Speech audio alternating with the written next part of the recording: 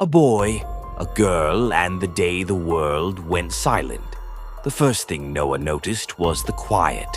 Not the peaceful kind, the kind that settles after midnight when the world finally exhales, but a hollow silence, the kind that presses against your ears until you become painfully aware of your own breathing. He stood in the middle of Ocean Avenue, barefoot on cold asphalt, staring at a city that refused to make a sound. No engines, no voices, no wind. Even the ocean just 2 blocks away seemed frozen in time. "Hello?" Noah called out. His voice echoed once, then vanished. The silence swallowed it whole. 24 hours ago, the world had been loud. Too loud. Sirens, music from open car windows, people arguing over nothing, notifications buzzing non-stop. Noah had hated it then. Now he would have traded anything to hear even one of those sounds again. He checked his phone. No signal, no notifications, no emergency alerts. The battery still showed 82%, mocking him with its uselessness. Noah turned slowly, scanning the street. Cars sat abandoned mid-lane, doors open, coffee cups tipped over on dashboards as if their owners had simply stepped out of existence. "What the hell happened?" he whispered. This time, even his whisper felt wrong. He started walking. Every step felt louder than it should have been, his heartbeat thudding in his ears like a drum in an empty room. He passed a bus stopped at a green light, passengers frozen in absence. A grocery store with its lights still on, automatic doors stuck half open, carts blocking the entrance. Inside, shelves were untouched, bread still warm in its plastic bags. A radio on the counter blinked silently, frozen between stations. No bodies, no blood, just gone. That terrified him more than any disaster ever could. Outside, something moved. Noah spun around, heart jumping into his throat.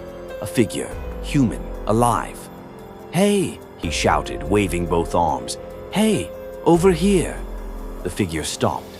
For a split second, Noah thought he had imagined it. Then she stepped forward into the light. A girl, about his age, maybe early 20s. Her dark hair was tied back messily, like she hadn't had time to think about it. She clutched a backpack to her chest, as if it were the last solid thing left in the universe. Their eyes met. Relief hit him so hard his knees almost gave out. "Oh my God," he breathed. "You're real." She nodded slowly, as if afraid sudden movement might break him. "So are you," she said. Her voice sounded fragile in the empty air.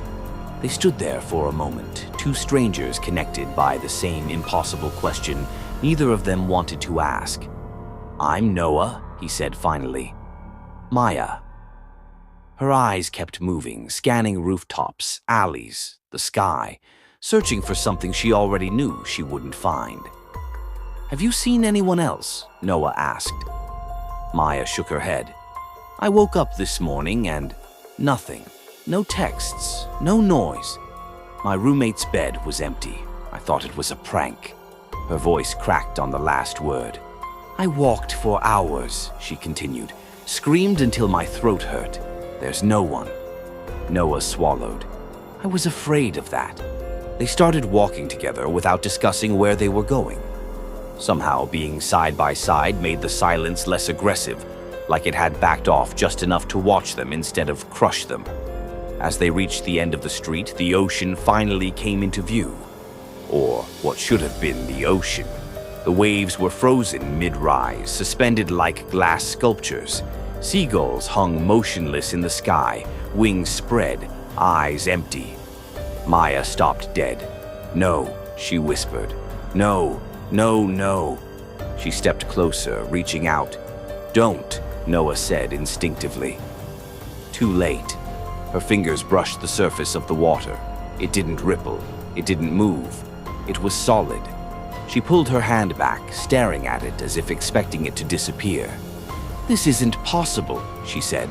"Physics doesn't just stop." Noah laughed once, a short, broken sound. "Neither do people." They stood there, staring at a world paused between moments, realizing the truth neither of them wanted to say out loud. Whatever happened, it wasn't just silence. Time itself had stepped aside, and for reasons they couldn't yet understand, they had been left behind,